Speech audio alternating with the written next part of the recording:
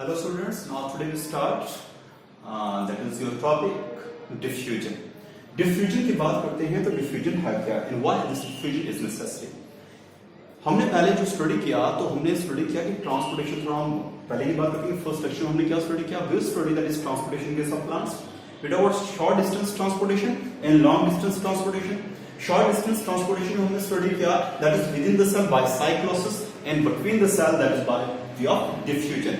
And long distance transportation की हम बात करें तो लॉन्ग डिस्टेंस ट्रांसपोर्टेशन मैंने बोला from one region to another and for that the plant have specialised tissue that is respiratory tissue that is xylem phloem. तो सबसे पहले हम बात करेंगे what diffusion is and why it is necessary. देखो diffusion की बात करते हैं तो ये मूवमेंट है किसी भी पार्टिकल्स की. जब use term it is a movement of solid particles from its region of its higher concentration to the region of its lower concentration. कब तक? Until an equilibrium is established. जैसे for example why it is necessary. अगर मैं in case of human being की बात करूं तो human being में जब हम गैसेस जो है वो इनहेल करते हैं विद इन आवर लंग्स क्या प्रेजेंट है? alveoli. Alveoli are the site where the exchange of gases takes place between the lungs and the blood. And alveoli जो हैं they increases the surface area for diffusion. So diffusion या for example हम बात करते हैं intestine की. Within the intestine of human being, the absorption of food takes place from the region of its higher concentration, that is from small intestine, to lower concentration into the blood via with the help of villi and microvilli, and the process known as diffusion of which study कर चुके हो. So diffusion में हम study करते हैं कि in diffusion that is diffusion एक process है जिसमें जो पार्टिकल की मूवमेंट होती है वो होती है from higher to lower concentration. कब तक? जब तक दोनों साइड इक्वल कंसंट्रेशन एस्टेब्लिश ना हो, means until an equilibrium is established. So diffusion is the movement of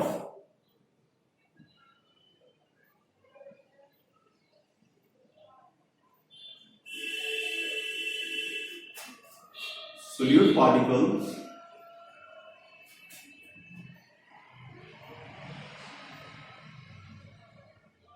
from the region of its higher concentration to the region of its lower concentration until कब तक? जब तक दोनों side equal concentration establish नहीं होगी. सो until an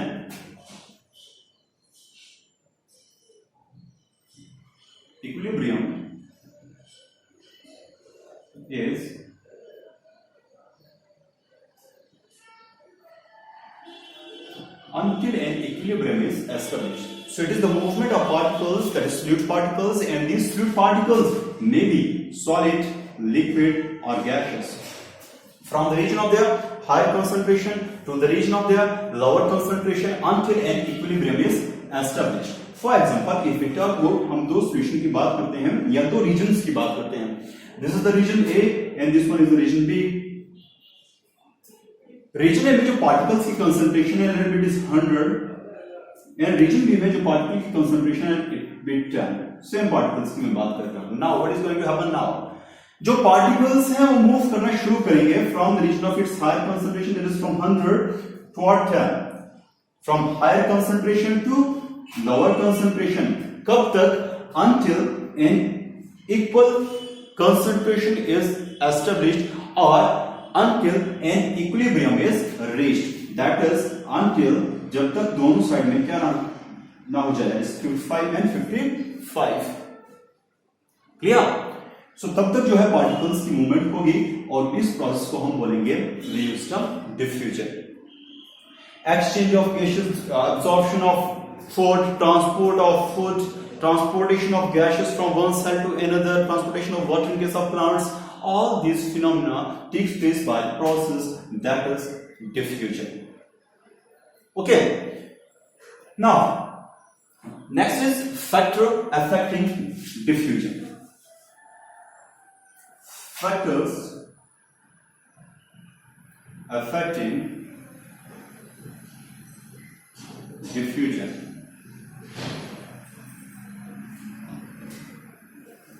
देखो factors में जब हम बात करते हैं तो फैक्टर में सबसे पहला फैक्टर जो है दैट इज टेम्परेचर,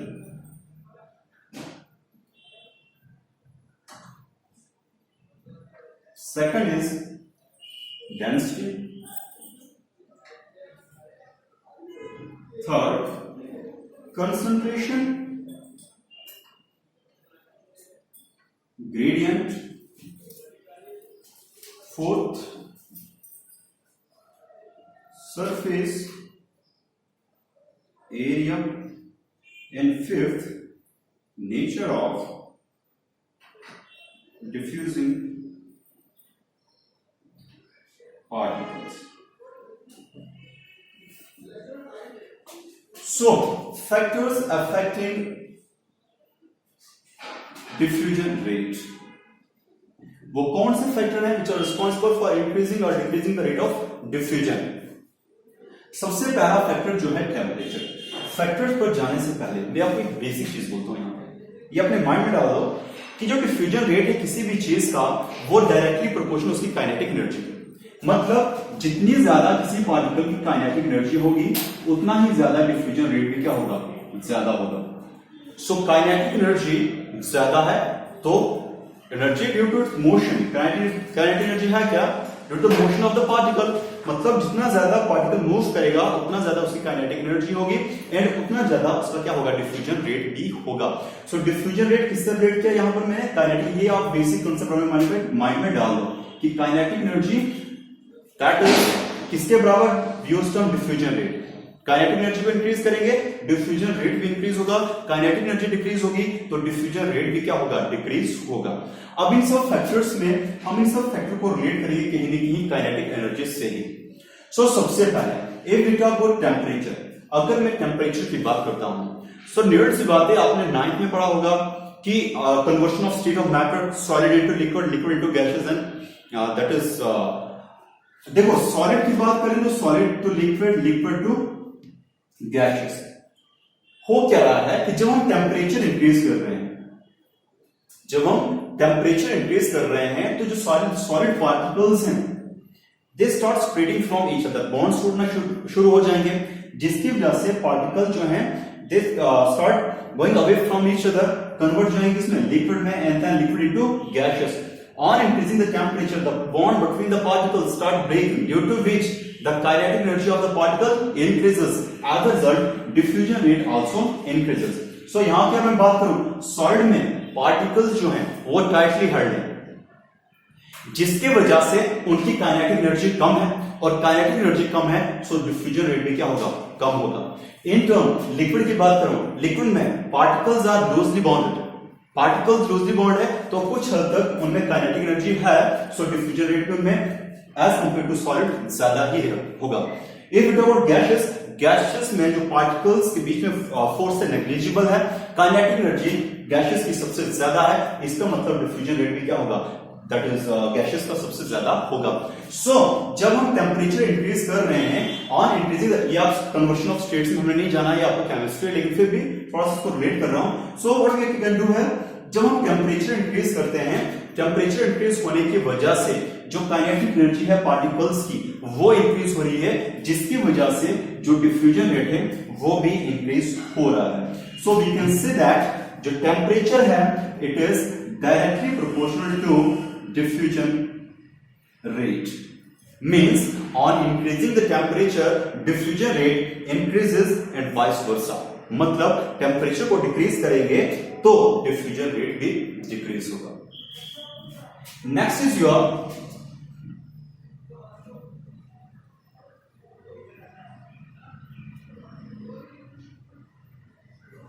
डेंसिटी। अब फिर इसको मैं थोड़ा केमिस्ट्री टर्म में लेता हूं, डेंसिटी की हम बात करते हैं। अभी मैंने बात की solid, liquid and gases. Solid जो है डेंसर है क्योंकि पार्टिकल जो है क्लोजली बॉन्डेड है, क्लोजली अटैच्ड। लिक्विड की बात करें तो less denser as compare to solid, and इनकी बात करें तो they are the particles are far away from each other. Means अगर हम सॉलिड से गैसेस की तरफ मूव करते हैं तो डेंसिटी डिक्रीज होती है, और गैसेस से सॉलिड की तरफ मूव करते हैं तो डेंसिटी इंक्रीज होती है। So from solid to gas अगर हम मूव कर रहे हैं, डेंसिटी क्या हो रही है? डेंसिटी डिक्रीज हो रही है, जिसकी वजह से काइनेटिक एनर्जी क्या हो रही है? इंक्रीज हो रही है, और काइनेटिक एनर्जी इंक्रीज हो रही है तो डिफ्यूजन रेट भी क्या होगा? इंक्रीज होगा। मतलब density increases, diffusion rate decreases, and if density decreases, diffusion rate increases. तो यहां पर यही है, डेंसिटी यहां पर क्या हो रही है?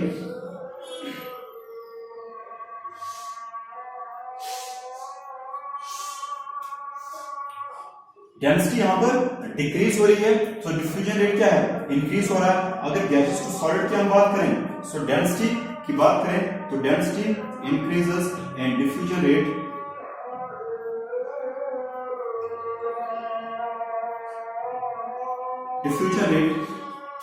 That is decreases. तो ये जो डेंसिटी और डिफ्यूजन रेट के बीच में रिलेशन जो था, ये था ग्राम्स में। So we have Graham's law for that. Graham's law,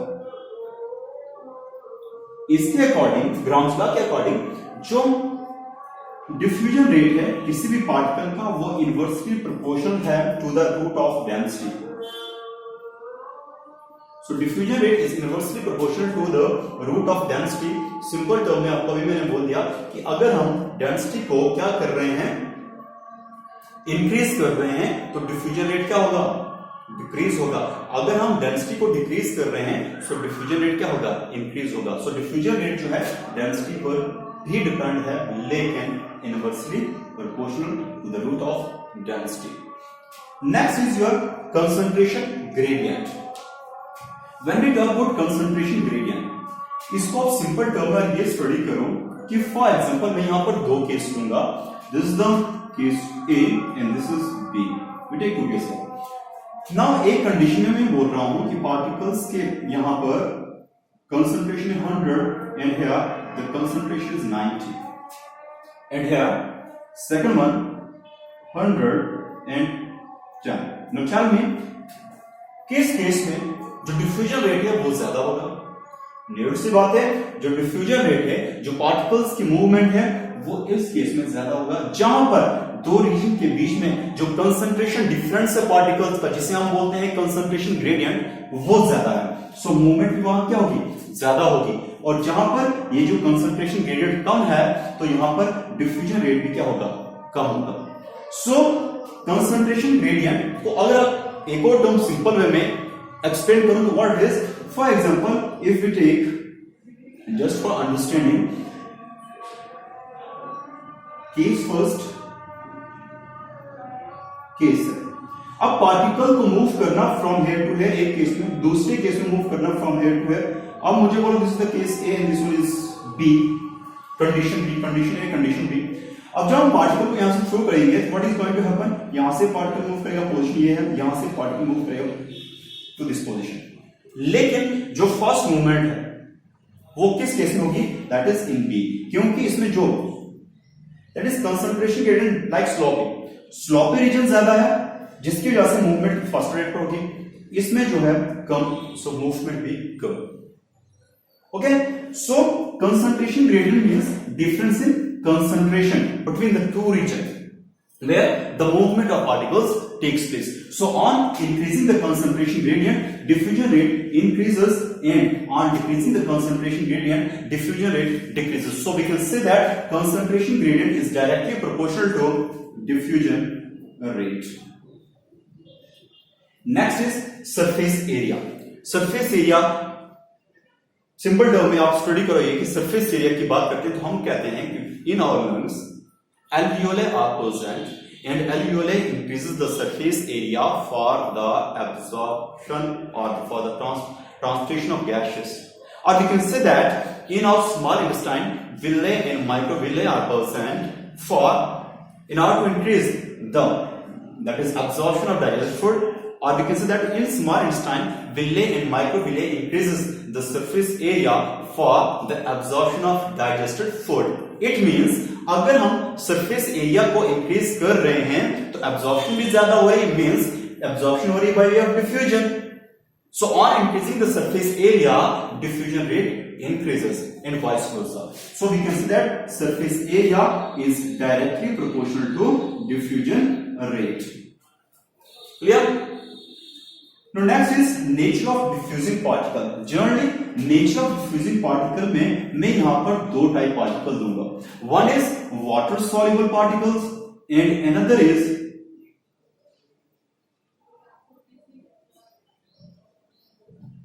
lipid soluble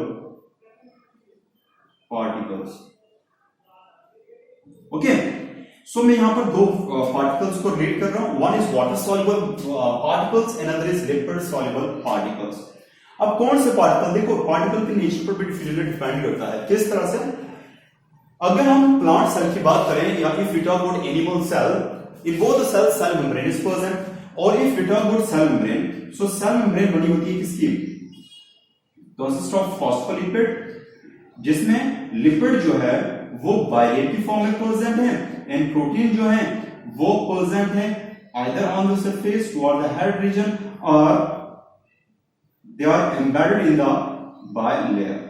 अगर आपने स्टडी किया है fluid mosaic model,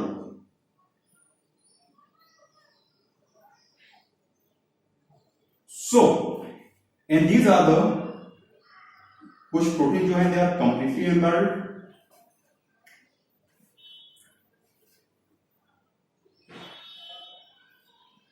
and some at the surface of lipid bilayer. So lipid अगर आपने स्टडी किया है तो दैट इज सेल मेम्ब्रेन आपने स्टडी की है तो सेल मेम्ब्रेन जो है that is fluid mosaic model के according it consist of two layer that is bilayer of lipid and have protein. Protein दो टाइप के हैं, एक इंट्रिंसिक प्रोटीन है, एक extrinsic protein. So lipid bilayer की बात करते हैं तो लिपिड बाइलेयर में lipid consist of that is head जो है hydrophilic and tell is hydrophobic. What mean? देखो ये है यहां पर head and this is the tail and these are the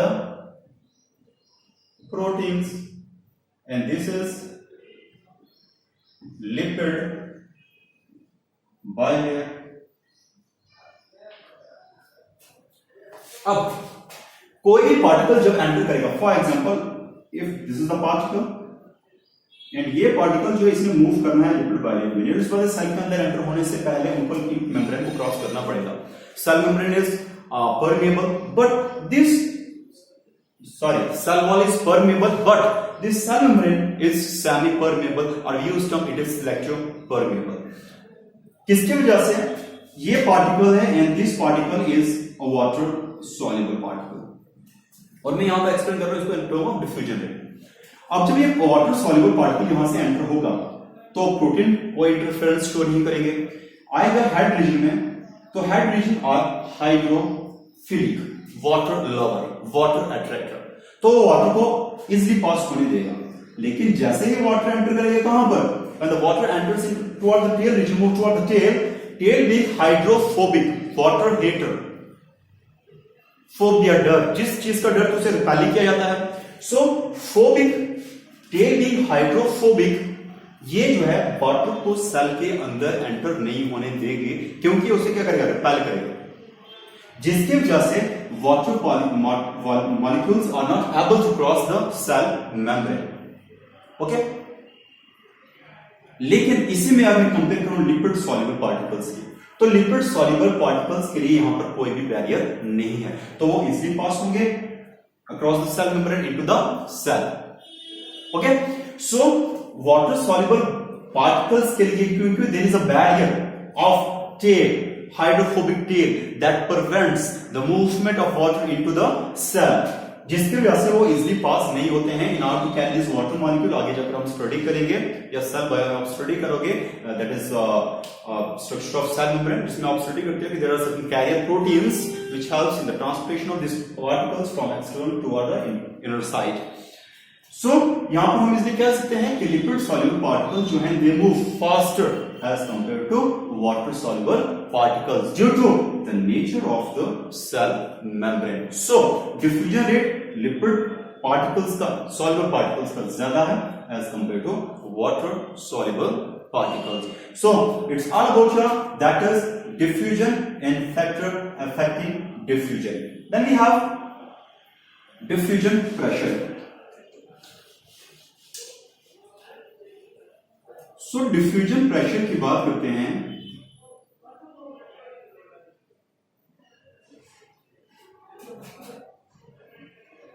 So diffusion pressure जो है rate at which the diffusing particles moves from the region of their higher concentration to the region of their lower concentration. तो simple इसमें कुछ नहीं है.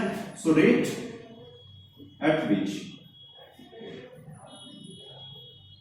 solute particles moves from the region of higher concentration to the region of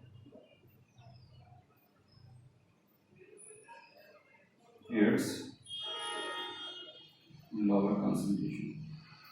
So this is your all about your what is diffusion and factor affecting diffusion, and we have diffusion pressure. Thank you.